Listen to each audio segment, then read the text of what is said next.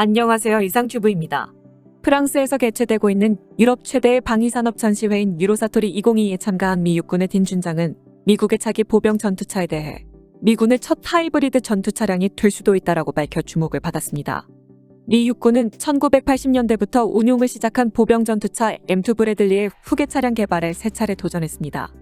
하지만 1차에서는 국방예산 삭감 여파로 중단되었고 2차는 미 의회가 조달 비용 급등을 문제 삼아 개발 예산 확보가 어려워지자 중단되었으며 3차는 미 육군의 과잉 요구와 불분명한 선정 프로세스의 영향으로 프로토타입 제출 시한에 한계 사만응해 경쟁 개발에 들이깨졌습니다. 이에 따라 미 육군은 차세대 보병 전투 차량 개발 계획을 한 차례 백지화하고 차기 보병 전투차 개발을 다시 시작하게 되었습니다.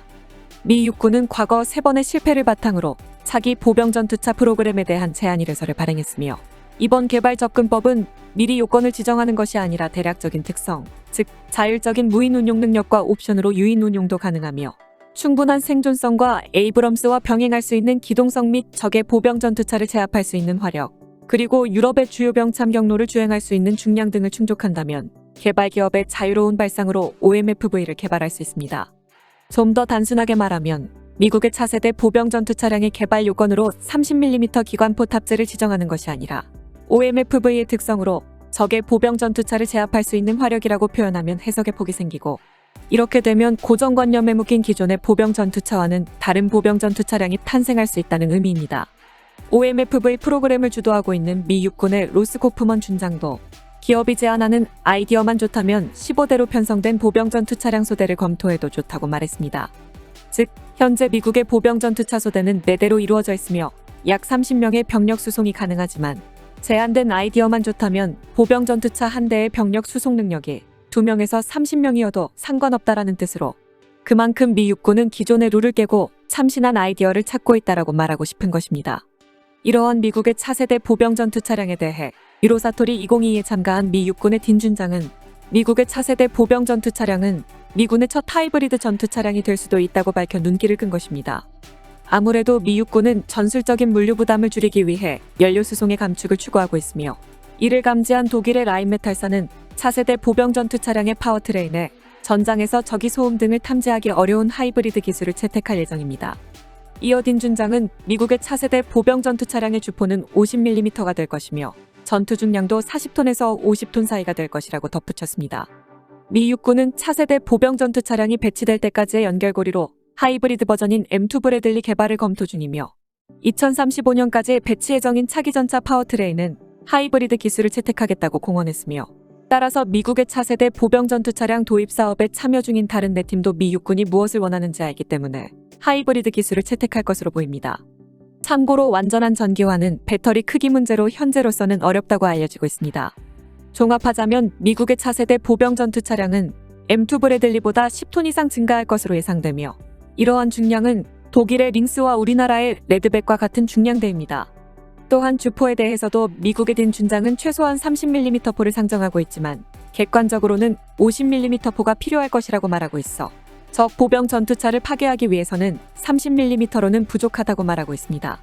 참고로 미국의 딘 준장이 말한 하이브리드 기술을 적용한 보병 장갑차는 현재까지 독일의 FF지사가 개발한 제네시스가 유일합니다. 독일의 FF지사가 개발한 제네시스는 이번 유로사토리에서도 출품되어 주목을 받고 있습니다.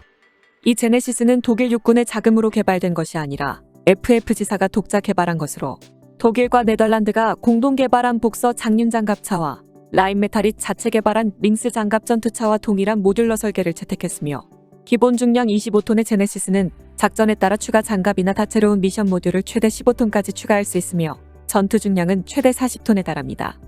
여기에 제네시스가 채택하고 있는 발전용 디젤 엔진과 전기 모터로 구성된 1860마력 상당의 디젤 전기 구동 하이브리드 시스템은 최대 중량 40톤의 제네시스를 100km까지 가속시킬 수 있으며 최대 작전 거리는 600km입니다. 또한 최고 속도를 40km로 제한하면 내장 리튬이온 전지 전력만으로 150km까지 주행이 가능하며 제네시스의 최고 속도를 40km로 제한하고 주행하면 차량 소음은 기존 장갑 차량에 비해 현격히 줄어들어 적에게 발견될 위험을 낮추는 데 효과적이라고 FF지사는 설명했습니다. 참고로 제네시스의 기술 검증용 프로토타입은 노르웨이의 콩스버그제 30mm 무인 포탑을 추가한 보병 전투차 사양으로 조종자와 포수 및 지휘관 등 3명에 더해 최대 10명까지의 병사를 차내에 수용할 수 있어 최대 탑승 인원은 13명입니다. 제네시스와 경쟁할 것으로 보이는 독일의 링스와 한국의 레드백의 최대 탑승 인원이 11명이며 러시아의 T-15와 한국의 K-21도 최대 탑승 인원이 11명이어서 기존의 보병 장갑차의 수속 능력을 웃도는 수속 능력을 갖춘 것도 강점입니다. 여기에 레이저 무기에 대한 전력 공급에도 대응할 수 있는 하이브리드 시스템과 합쳐지게 된다면 꽤 흥미로운 장갑차가 될지도 모릅니다. 독일의 FF 지사는 제네시스의 최종판을 2022년 안에 완성할 것이라고 말하고 있어 아마도 해외 시장에 제네시스를 투입할 것으로 보입니다. 문제는 디젤 전기 구동 하이브리드 시스템을 채택하고 실전에서 검증되지 않은 제네시스를 도입하는 국가가 나타나느냐입니다. 그러나 미국은 차세대 보병 전투차에 하이브리드 시스템을 탑재한다고 밝히고 있어 미국이 개발한 기술들은 거의 세계 표준으로 채택되는 경우가 많아 앞으로 하이브리드 장갑차가 대세로 자리 잡을 수도 있습니다. 참고로 미국의 차세대 보병 전투차량 개발 사업에는 4개 팀이 참가하고 있습니다.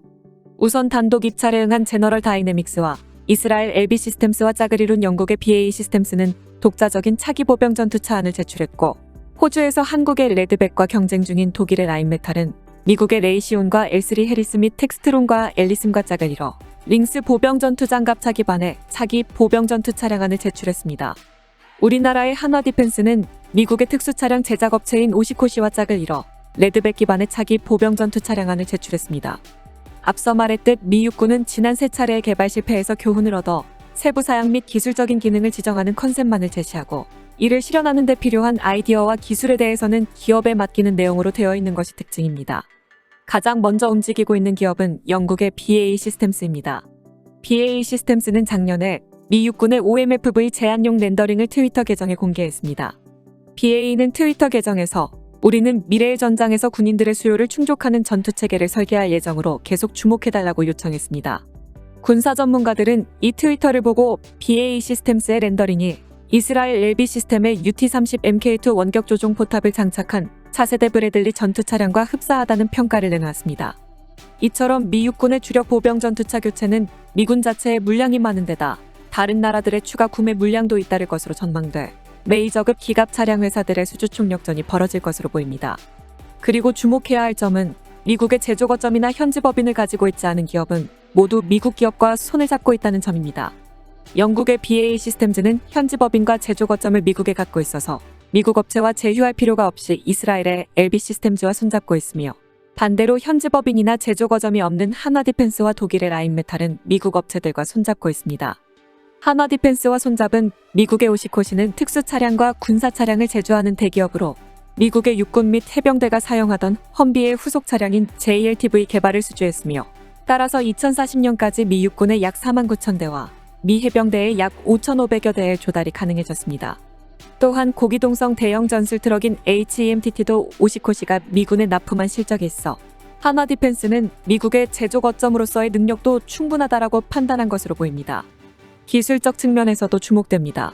미 육군의 요구 성능 기준이 까다롭기 때문에 미 육군이 제시한 기준은 향후 세계 장갑 차량 개발과 기술 발전의 방향을 결정할 것으로 보입니다.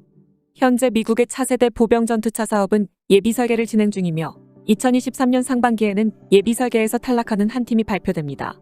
2023년 하반기부터는 한 팀이 탈락하여 3개 팀들이 미국의 차세대 보병 전투차의 상세 설계를 시작할 예정입니다. 앞서 말했듯 현재 미국이 요구하는 차세대 보병 전투 장갑차는 하이브리드 시스템이 탑재될 것으로 보여 우리나라의 레드백도 미국의 요건에 맞추어 하이브리드 시스템이 탑재될 것으로 전망됩니다. 이상 마치겠습니다. 시청해주셔서 고맙습니다. 이상튜브였습니다.